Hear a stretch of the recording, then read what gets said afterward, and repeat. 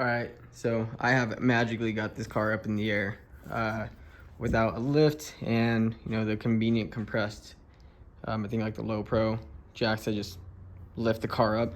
I myself just low pro jack. And then, like I mentioned, having this rear bash bar made with the quick like jack spot made this 10 times easier. I use the rear subframe for the jack stands to get this car up to make it a little easier. It's a little hard to see. This little nub right here, this little arch, it's on both sides. That's what I've used before, just because, like I said, I don't have a lift in this garage. And then while getting that up in the air from the back side, it allows me to put another stand under here. Now, if you guys do this different way, completely understand. For me, this has made it 10 times easier. So for the sake of it, I already got the wheels off. I'm not sure what the factory bolts are, but to get the wheels off the lug nuts, I used a size 17 to get the front and rear lugs, which obviously helps get the wheels off the car. And then from there, try to make this a little easier. Hood already up. Obviously my stuff's already kind of torn apart, and mentioned in the last video, I did have this already set up on air suspension, dialing in a few things, so that's why this trunk looks the way it does.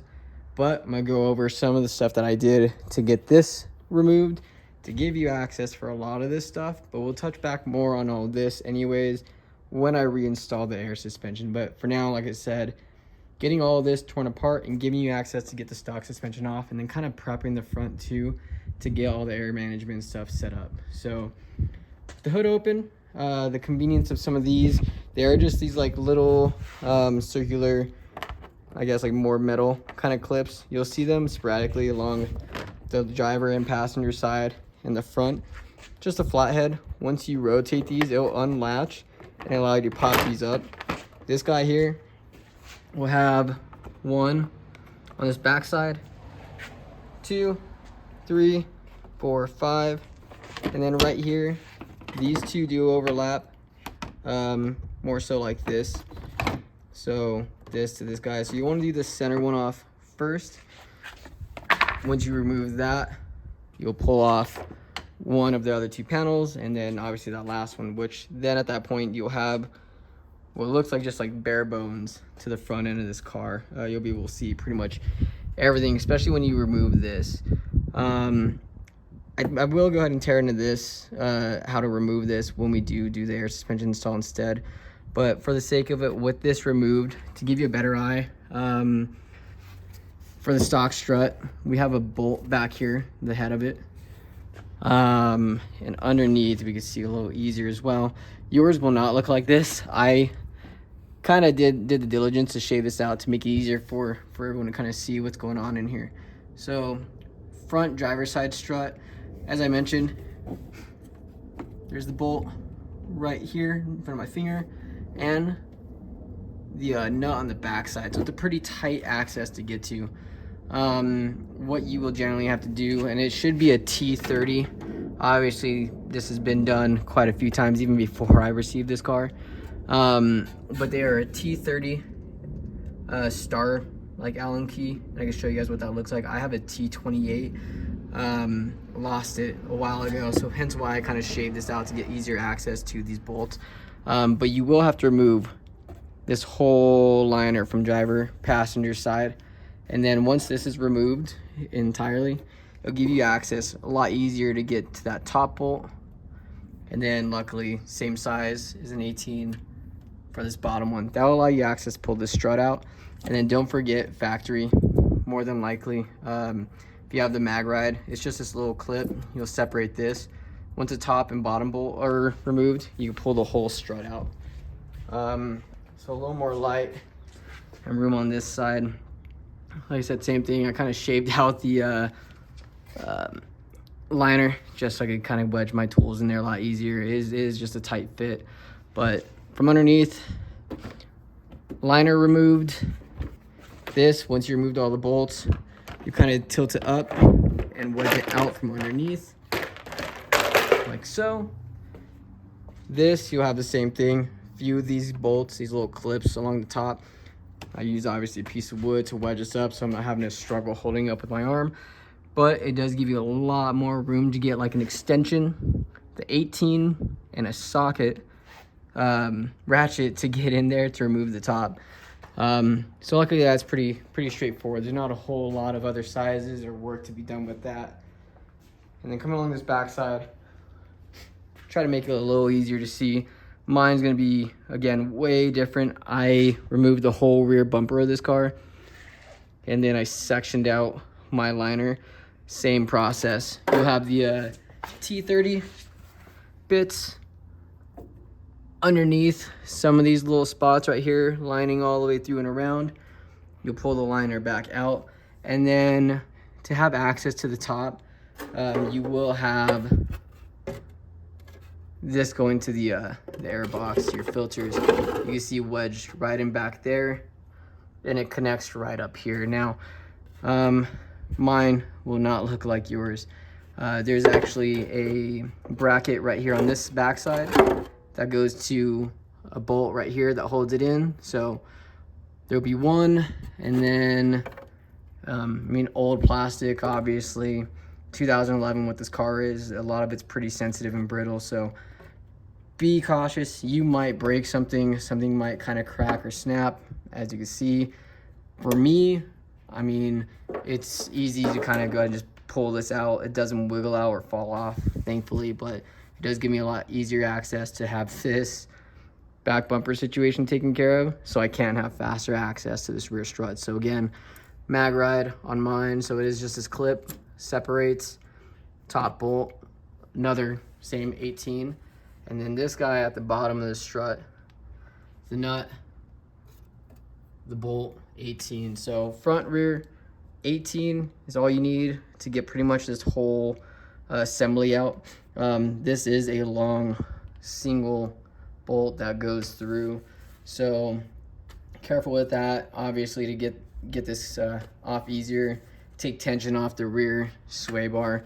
I have the whole car up in the air, so I'll go ahead and remove some of this stuff. It's pretty straightforward after that. There's nothing else that ties in to make it difficult for the rear or the front. All right, so car is already on the air suspension, the Bagriders super low. Out of the box, just installed right on the car, front, rears. This is gonna be the set max height, and we're gonna take a look at the max height, drive height, and then obviously the max low on the controller here in a second. But this is what the front's gonna look like for a max high. And going back here, this is gonna be how the rear sits at a max height. So max height, you don't wanna necessarily drive at this. There is a recommended PSI setting front and rear for your drive height. To take a look in this, in the back, one of the directions, please note that with the Bagrider super low air suspension, the orientation of this is actually gonna be flipped. So your bag itself is gonna be on the bottom mounted rather than up top. Reason being is that we look at this sway bar right here. Once this deflates and we air out, if this is installed on the top side, it will actually make contact with this arm up here. So to avoid that, even in the directions, it does specify to mount it upside down. Seems a little different, but that is what it calls out for. So we go ahead and hop in here. We'll also take a look at how everything's kind of ran. So I rotated the controller itself by doing so with that. It's gonna be these two screws right here, these little Phillips. When you remove these, you go ahead and pull out this cover. You're gonna have it originally like this, factory, or just as you know, out of the box. Undoing those two bolts, you can go ahead and rotate this for your screen to be this way. For the way I have it set up in this car, this is ideal. Obviously, if you want to rotate it the other way, wherever you plan to mount it, you can. Now, taking a look at this too, real quick, I did run my wiring down through under this glove box, and it is tucked high up underneath and then through the firewall. So we'll get the car on, take a look at the settings, and I'll jump into kind of where I ran the wiring for this as well, and then show where I tapped the ignition for the fuse box underneath. car on. 3P, 120s, 110s, 95, 85, 86, 71. All right, 86, 71. Sorry about that. It did try and connect to the stereo with the Bluetooth, but like I said, this is actually going to be the ride height, that 86, 71 out of box. So it actually sits right above tires in the front. Does have full clearance, making left and right turns, and then driving obviously works out quite well. Something to note too for the front, and I want to say it should be that passenger side up underneath. When you do the removal of the OEM suspension and pull out this liner right here, just above the liner and between the frame of the car will be a harness. Please note that I believe on, like I said, passenger side, it may also be on driver's side, one or the other. I do suggest, and I think it is also recommended to kind of push that harness off and tuck it up higher, just so if you do, your max low, dropping this front and down all the way, you will make, contact with this wheel, airing out on the harness itself. And then this would also be the rear drive height, sitting just a little above tire as well, but a good matched fitment. So something to check out too. These are OEM factory wheels for this car. I decided to go ahead and kind of do wheel spacers, some hub-centric wheel spacers bolts on, just to go ahead and fill those wheel valves. If you have already bagged your Audi R8 and you're running the stock wheels, I'm certain you already are aware that there is like a crazy gap for the front and then a lot of space in the rear. So side note, I'm running some 15 mils in the front and some 25s in the rear, so that way you get an idea of what it looks like. Drive height has just a hair bit of poke, but nothing crazy. Let me go ahead and air this out real quick. I'll do this before it connects to the stereo again. So ride height 8671, fully bottom that out, numbers dropped, and this is what we're gonna get as a final result for the Bagriders super low on the Audi R8. That is 0 PSI in the front, and I do believe with the struts you have probably like maybe 1/4 of an inch, maybe 1/2 inch of a strut that you might be able to thread down a little more. So if you really want to, maybe, I don't know if these are kind of close to the specs you're running with the stock 19s, you might be able to bring that down just to lip, but that comes down to whatever you want to give a shot with. However, again, this is where this front looks with its max low. And then our rear as well. So I think it looked pretty good.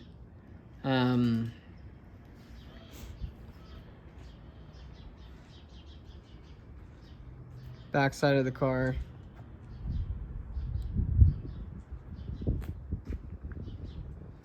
Kind of like a full walk around on it.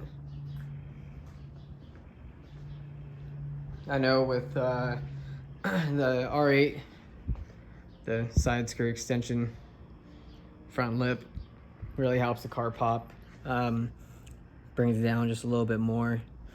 And then something else to kind of take a look at. So the rear, obviously running these airlines, and kind of take a look back here. So we have the strut, we have the braided steel line back there, a little hard to see.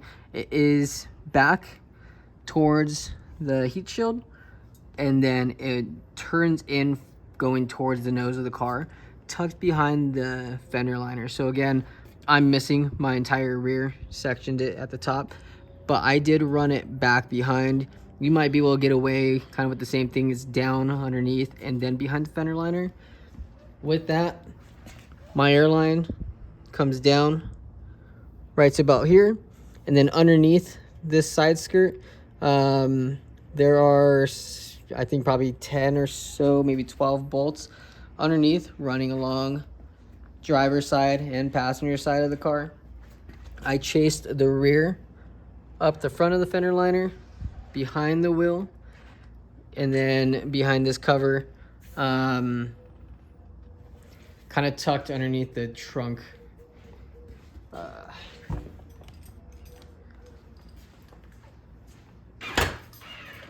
So take a look in here real quick too. So I know it's hard to see. I got all this put together. Quite a bit done from like the first portion of this video. I do apologize, but that being the case, I'm more than happy to backtrack. With any questions, if I have to kind of tear some of this stuff apart and you know, show where I ran the airlines, I'm more than happy to do so. Obviously, this all looks different than what was just shown at the beginning of the video. But like I said, the rear airline tucked behind, down under the side skirt on the outside of the car, over the wheel well, and it chases along with the front airline, braided steel airline to nylon airline. They kind of run this direction, and then under this like trunk kind of liner, this bucket almost, I have them underneath going straight across and through this portion right here, which passenger side, same process all the way through. Now the difference is the trunk liner itself, you have the spare emergency, I think, tire iron and a few accessories as well. That's all gutted out and removed from there. Underneath this little table that I shaped out to kind of fit and hold, you know, some of this stuff and keep everything else underneath discreet, so you just don't open it, it's just recessed down. Should have like a 12-volt cigarette lighter and light off to this left-hand side. I removed that and then utilized that hole to run the airlines from the lining through the fender area right here out into this trunk area. So give me 1 sec. Just gonna go ahead and lift this up, support it, and then we'll take a look kind of how some of this stuff's all set up. All right, so this cover moved out. Like I mentioned, we have that cover that sits right here, has a 12-volt and light. When you get to the point before putting all this cover back on, you understand that there is a lot of space underneath this tub basically, but it'll allow you to disconnect the light and the 12-volt from the back of this like plastic covering and remove that forward out. There's a hole down under here that your harness goes through to make those two connections. So I use that way I'm not drilling holes through any of this kind of stuff. Just ran the airlines through. I have a thing where I go ahead and just label all these 1, 2, 3, 4. Obviously 1 to the first one of this, 2, 3, 4, 5, 6. In case I have to remove all this stuff, I don't lose which airline goes to which port. So maybe kind of like food for thought. That's something else you want to look into. Aside from that, down here, I have a 3-gallon Squaretank fitted into the trunk. You can see that it works quite nice compared to something like your standard 4-gallon. Looking at some installs on these cars, I believe mostly everyone has, I'm guessing, like the tank sitting on this with like a board built across, so that 4-gallon tank sits right here. I went with a smaller option, but I didn't lose out on any of the benefits. Running a single compressor, the needed water trap, and then a pressure release valve, and then something else too. Take a look at harness. Ran through the back inside here. So like I said, the airlines behind this, kind of where you have your battery access, obviously, the airlines are what's running across behind this tub, looped in and then out through this little pocket right here. We do have access to our ground and our power for the harness. Compressor tied in. If you do want to run a dual setup, I mean, again, this is how I designed my trunk setup to make sure I had enough space for everything. So if I wanted, I could run like a dual compressor setup, have my tap right here, and then go ahead and have my terminal connections. So that's gonna be as simple as I could, kind of run through with that. Again, if there is more question on, specifically running these airlines, let me know in the comments. I'm more than happy to get this car back up in the air, wheels off, fender lining, and show each of where kind of everything's done. Also, take a look at where the ignition source is tapped to on this car. So passenger side, someone's honking their horn, but we have the footwell cover right here, just pulls right on down. And then we have this included with the kit, at least through Bagriders for their stuff. You buy a complete air kit. So fuse obviously installed in this, and then here's where the tap is. So I'm not sure off the top of my head which number it is, 1, 2, 3, 4, 5, 6. Just what I did is the very last one is 5 right there on the back. So that's where this is tapped. And then I'll see if we can kind of get a little bit of a better look up here, which I do suggest when you run your the cable for the controller and then the ignition source as well. You can see right there at the top, right where the pink wire is going through here. I just chased the main harness that goes through right back in there. You can have someone give you a hand either by fishing the wire through into the cabin down this way, to people have the opportunity to grab this and pull it down, and then obviously connect it into the fuse box down here. But that's where that's all set, and like I showed earlier, cable tucked in down nicely, kind of down through here. And then when it's done behind this panel, I mean, it's completely out of the way. You don't see it from above. Makes it a lot easier, in my opinion. But aside from that, the car itself on the super low kit, that is kind of what you're going to be getting with it fully aired out, and then obviously sitting on some spacers to get a good fitment. I mean, it sits right on this liner right there as well. But if you guys do have questions, if there's something that you're running into a problem with during the install, exactly, if you want me to go through and help show another video directly where my airlines are ran from rear to front and then back to the trunk, please let me know. I have no issue with kind of tearing this car apart and really showing in depth how to make this the easiest install as possible for this car. It's in my opinion, it was just more time consuming than anything else. And then with everything just leading right to the front trunk, access to the battery, positive, negative, and then feeding it in through to get to the fuse box, it was the most simple install I've done in a while. But hopefully what I could look into next is maybe more of a direct video taking a look at the aftermarket exhaust setup that we did, bash bar and all that. So stay tuned for that. Again, thank you guys for checking back in, and maybe what we'll be looking at in maybe a week, we'll be going over doing the install on I think a G37. So that will be great, especially the wiring, all that stuff, any issues with removing OEM suspension and putting in the air suspension. And then for myself, I'm assuming everyone's obviously different for the trunk setups. The R8, the Mark V Supras, the G37 is going to be kind of a learning experience for me of how I can make it look presentable. And obviously for our friend that's going to have the air suspension done. But that being the case too, maybe it'll help kind of show with the G37 ways to do a trunk setup to where it's clean, everything's accessible, and then as always, you're less chance of cutting holes or drilling through factory stuff when you don't need to. But till then, stay tuned. Again, any questions, stuff like that, let me know. See you guys.